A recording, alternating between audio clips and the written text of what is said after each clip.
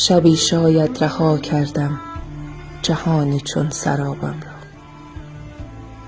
کسی اینجا نمی‌فهمد من و حال خرابم را.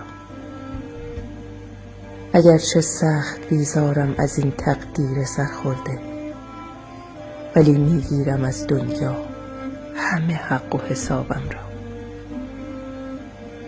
شدم مایوس با ظلمی که از اطرافیان دیدم، همانهایی که می‌دیدند غم پشت نقابم را. چرا سهم من از دنیا عذاب و دل شکستن شد؟ کسی می‌داند آیا این سؤال بی جوابم را؟ میان عقل و احساسم همیشه دل موفق شد.